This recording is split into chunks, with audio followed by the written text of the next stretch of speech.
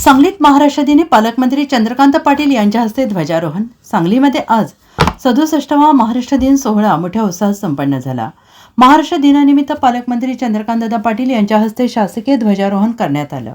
यावेळी सांगली जिल्ह्याचे सर्व वरिष्ठ अधिकारी उपस्थित होते। यावेळी पालकमंत्री चंद्रकांत पाटील यांनी परेड निरीक्षण करीत पोलीस यंत्रणांच्या सुरक्षा बलांची पाहणी केली। यावेळी पालकमंत्री चंद्रकांत पाटील यांनी सांगलीच्या जनतेला शुभेच्छा देताना जिल्ह्याभर पाणी टंचाई उद्भवू शकते त्या दृष्टीने सगळ्यांनी पाणी जपून वापरण्याचे आवाहन केले। एक खूप चांगला योग आज आहे, त्या निमित्ताने आपल्या सगळ्यांना महाराष्ट्र दिनाच्या, कामगार दिनाच्या आणि बुद्ध पौर्णिमेच्या शुभेच्छा देतो।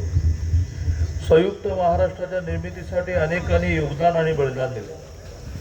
15 ऑगस्ट 1947 साली जरी देश स्वतंत्र झाला तरी 60 पर्यंत एकत्र मोठी राज्य होती।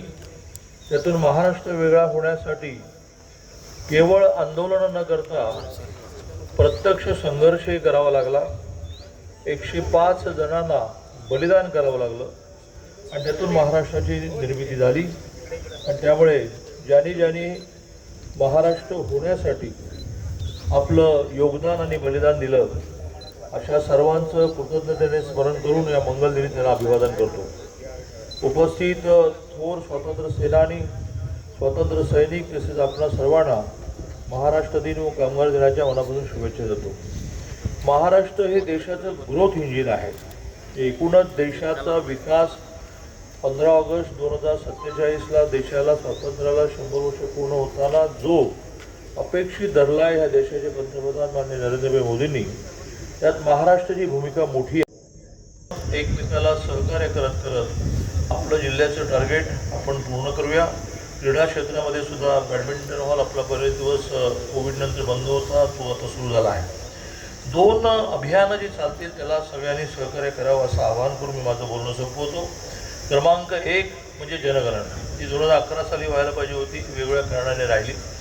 जी जनगणना नीट पुण्यातून देशाचं संख्यात्मक चित्र, त्या संख्येमध्ये लोकसंख्या म्हणून संख्या असेल, आर्थिक स्थिती म्हणून संख्या असेल, जात म्हणून संख्या असेल, धर्म म्हणून संख्या असेल, ही स्पष्ट होत असते। आणि त्यामुळे प्रत्येकाची ही भूमिका असली पाहिजे, प्रत्येकाचं हे कर्तव्य असलं पाहिजे की जनगणना होण्यामध्ये माझा सहभाग असेल। तसंच इतिहासात पहिल्यांदाच SIR म्हणजे आपल्याला कळण्यासाठी सुरू म्हणजे याद्यांचं पुनर्निरीक्षण सुरू आहे।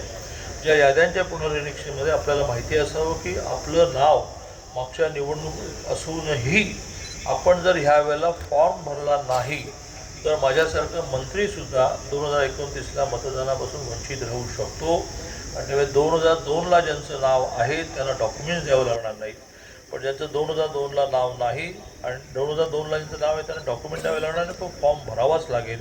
आणि 2002ला ज्यांचं नाव नाही त्यांना पुरावे द्यावे लागतील, याची सगळ्यांनी नोंद घ्यावी। Bureau report SPN Marathi Sangli.